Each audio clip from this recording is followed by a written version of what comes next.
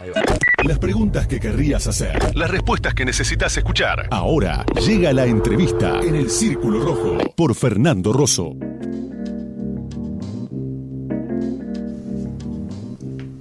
El interrogante sobre el experimento político que ya está en curso, pero que va a comenzar a administrar el país a partir del domingo, tiene muchas aristas que venimos intentando pensar o aportar o discutir o conversar con gente que conoce a distintos niveles la conformación de la sociedad argentina, cuáles fueron los sectores populares que lo votaron, qué bloque de personas o de grupos sociales lo votaron, de clases si se quiere. Y uno de esos aspectos es, bueno, que pasa por arriba, ¿no? Cómo es la conformación de un bloque social empresario, si es que ya está armado, que se propone armarlo.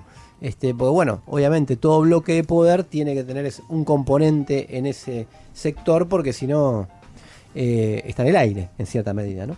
Para conversar un poco sobre esto estamos en comunicación con Martín Shor. Él es doctor en Ciencias Sociales e investigador del CONICET. Es autor de numerosos libros sobre el desarrollo industrial argentino, particularmente y sobre el comportamiento de los grupos económicos. Entre los que escribió, los más destacados, algunos son Industria y Nación, Restricción Eterna, sobre este gran tema de la falta de dólares en la Argentina kirchnerista entre la década ganada y la década perdida, la financiarización del capital y uno de los últimos del siglo XXI, el viejo y nuevo poder económico en la Argentina del siglo XIX a nuestros días. Martín, te saluda Fernando Rosso del equipo del Círculo Rojo. ¿Cómo estás? Hola, ¿cómo les va? Buenas noches a todos. ¿Qué tal? Gracias por atendernos como siempre. Vamos a ir después un poco al aspecto más de la corporación económica, del tema que vos manejás muy bien. Ahora voy a hacer una pregunta que nos hacemos todos cuando nos juntamos en la esquina, cuando hacemos una entrevista, cuando nos cruzamos, cuando no nos vemos hace mucho y nos vemos de nuevo a Argentina. Si tuvieras que sintetizar los motivos, el motivo o los motivos por los que ganó Milei, ¿por qué ganó? Bueno, es creo la pregunta del millón, que todavía por lo menos yo no tengo tanta respuesta. Me parece, por lo menos la lectura que yo estoy haciendo, y es absolutamente provisoria, tiene que ver con en gran medida el desastre que fue este gobierno que está terminando en estos días. Me parece que algo que no se le perdona al peronismo, y me parece bien que no se le perdone, por ejemplo, es haber terminado consolidando la figura de los trabajadores pobres.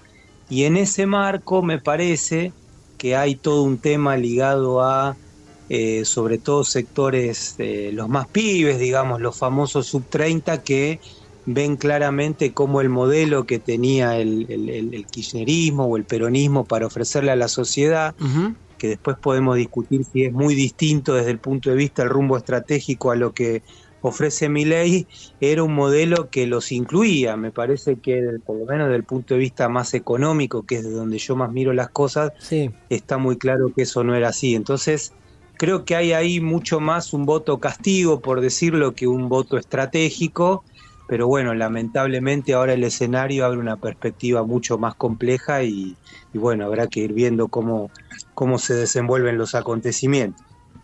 En ese contexto hay muchas lecturas, yo comparto bastante lo que planteas, pero que lo ponen en componentes ideológicos, ¿no? Digamos, ponen el acento en los componentes ideológicos, los cambios culturales. Yo tiendo a pensar que hay una primacía de la economía y sobre todo de la inflación, ¿no? ¿Coincidís con esa mirada? Sí, no, la verdad que a mí el factor cultural, digamos, para explicar por qué el 50 y pico % de la sociedad optó por esto, no, a mí por lo menos no me cierra. Y yo insisto, un gobierno que durante 4 años consolidó un modelo exportador vinculado a básicamente afrontar los compromisos externos, y que relegó por completo a los sectores populares desde el punto de vista de la ecuación de sus ingresos, me parece que fue claramente castigado por este aspecto más económico. Insisto, nunca había sido tan contundente esta figura de los trabajadores pobres, que a mí me parece que no es un tema menor, y también cada vez más claro que el planteo económico o el rumbo que bosquejó el gobierno a lo largo de 4 años y que claramente estaba detrás del planteo de Massa, y creo yo también de Milei, aunque es de un lugar un poquito distinto, tenía que ver con un planteo exportador al cual ya sabemos que le sobran por lo menos 2/3 de la población, con lo cual esa mirada de los pibes que se van incorporando de a poco al mercado de trabajo y que perciben que el modelo no los incluía y que no los iba a incluir, bueno, jugó muy fuerte en esta lectura política de esta elección. Están escuchando a Martín Llores, doctor en Ciencias Sociales, y ha trabajado mucho, escrito libros sobre la sociedad argentina en general, pero especialmente sobre el comportamiento de los grupos económicos. Pablo. Buenas noches, Martín, te saluda Pablo Nino. La inflación, para ya ir hacia tu terreno, en Argentina obviamente tiene muchas causas, es muy debatida las causas, pero es evidente que la escasez de dólares presiona por diversos mecanismos en la suba de precios. Vos que estudiaste esto, para sintetizar, ¿por qué, cómo se podría decir o explicar sintéticamente por qué faltan dólares?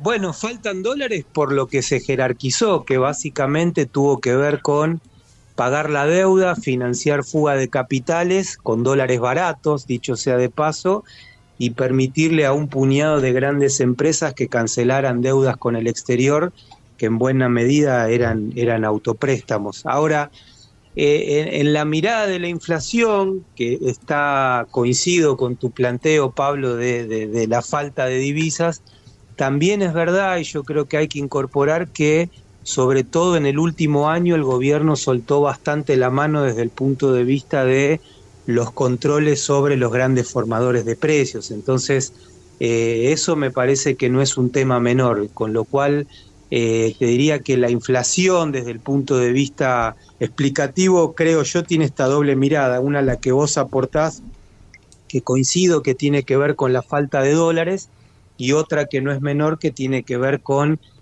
a pesar de que había programas o instrumentos, esto de los precios cuidados y demás, me parece que se relajó muchísimo el control y los grandes formadores de precios tuvieron un horizonte de mucho margen de acción, sobre todo en una economía en la cual, precisamente por la falta de dólares, era cada vez más claro que se iba a venir una devaluación, que si no la hacía este gobierno la iba a hacer el que le sigue, que es lo que yo creo que va a pasar. Por lo tanto, todos estos jugadores van posicionándose estratégicamente frente al nuevo contexto de precios relativos que va a motorizar la devaluación, que el primer y principal precio relativo que va a cambiar es el nivel de nuestros salarios y de nuestro ingreso, que lo va a licuar fuertemente. Claro.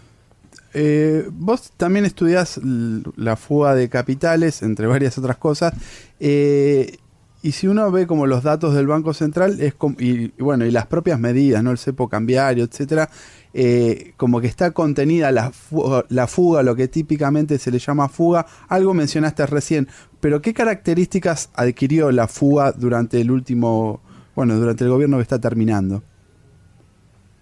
Mira, básicamente lo que hubo es no tanto fuga al estilo, llamémosle tradicional, porque existían los controles de cambio, que me parece que es un instrumento que algún efecto tuvo en eso, pero lo que sí tuviste, por ejemplo, fue mucha salida de recursos al exterior para pagar deuda, básicamente para, entre comillas, honrar los compromisos externos de la Argentina con el capital financiero internacional.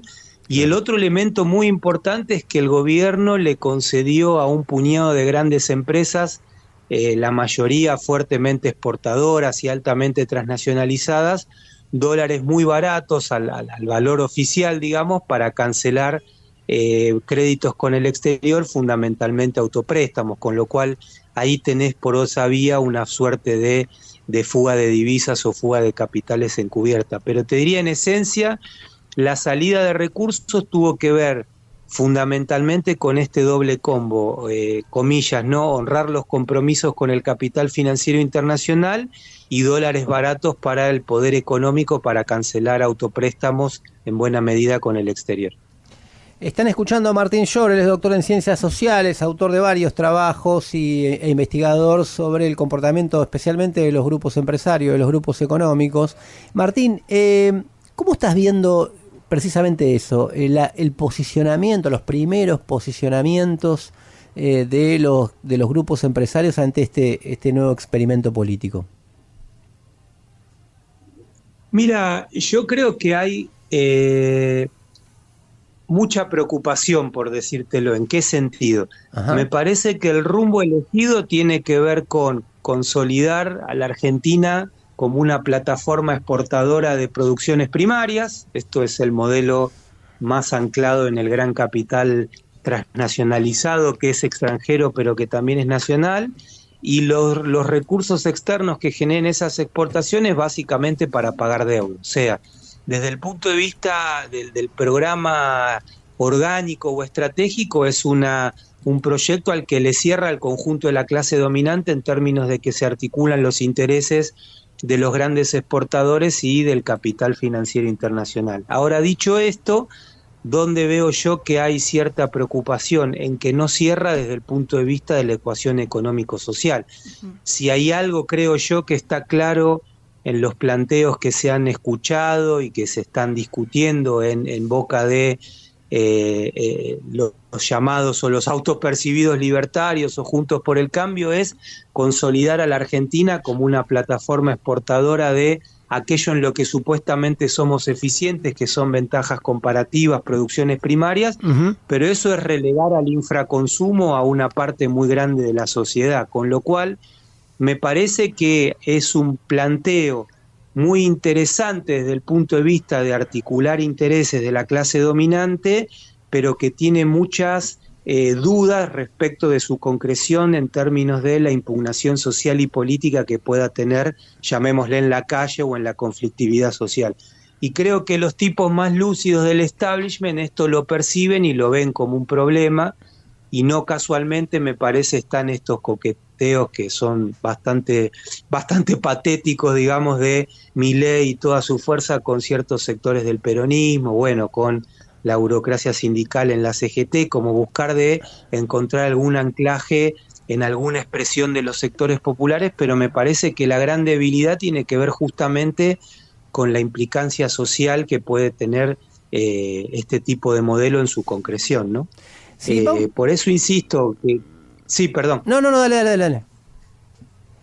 No, que yo creo que todo indica que vamos a un escenario donde la gran variable de ajuste van a ser nuestros salarios, los ingresos de quienes vivimos de un ingreso fijo, trabajadores, perceptores de planes sociales, jubilados, etcétera, pero no va a ser solamente una cuestión de rebanar el salario un 20, un 30%, como por ejemplo hizo Duhalde en el 2002, sino que yo creo que la gran apuesta estratégica es consolidar este nuevo piso salarial, y ahí es donde yo veo el mayor problema de este planteo, que tiene que ver con la protesta, el conflicto y la gran conflictividad que debería generar este tipo de planteos.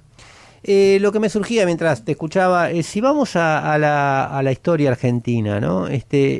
¿Con qué programa se puede comparar esta hoja de ruta que todavía no está clara? Bueno, supuestamente el domingo vamos a saber más concretamente si mandan una ley ómnibus y todo eso que se dice, pero bueno, va a anunciar qué de todo lo que dijo va a hacer, pero ¿con qué experiencia se puede comparar en la historia argentina?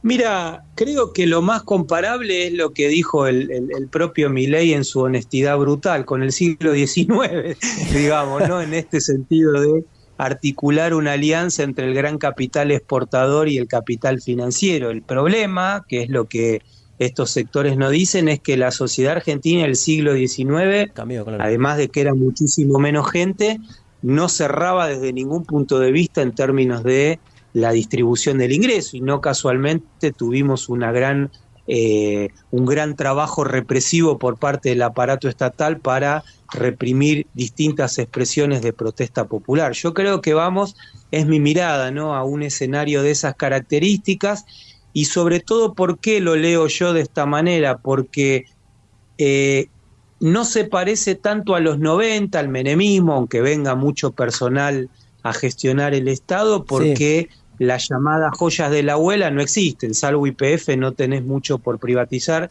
que sería un problema hacerlo, ¿no? Pero por otro lado, me parece que si hay algo va mostrando toda la jugada del gobierno o del gobierno que viene en términos de estos viajes o de estas alianzas que trataron de tejer a nivel internacional es que por lo menos por ahora no se avisora un ciclo de endeudamiento externo vigoroso, fuerte, al estilo del mega endeudamiento de la convertibilidad o del propio macrismo, con lo cual la única vía que yo creo que va a tener el gobierno para afianzar lo que quiere hacer es la salida exportadora. Y la salida exportadora, que es el litio, que es vaca muerta y que es la soja, es una salida exportadora que implica necesariamente el infraconsumo del pueblo, con lo cual ahí es donde yo avisoro, pienso que va a generar un nivel de conflictividad que me parece que va a marcar el destino de la suerte del gobierno, digamos, más allá de que tiene mucho apoyo en ciertos sectores de la sociedad, es un modelo el que está tratando de apuntalar que desde ningún punto de vista cierra en términos de la ecuación social, política y económica, con lo cual digamos, la lucha de clases puede terminar jugando un rol muy importante desde el punto de vista de un fracaso económico en términos de la apuesta que tienen adelante. Escuchaban a Martín Shore, él es doctor en Ciencias Sociales, investigador del CONICET, es autor de varios libros sobre el desarrollo argentino y sobre el comportamiento de los grupos empresarios, Industria y Nación, entre ellos, Restricción Eterna, la Argentina kirchnerista entre la década ganada y la década perdida, la financiarización del capital y el nuevo y viejo mundo, poder económico, me salió otro título, en la Argentina del siglo XIX a nuestros días, editado por Siglo XXI. Martín, gracias por este contacto con el Círculo Rojo. Chau, un abrazo y buenas noches para todos. Seguimos hasta las 12.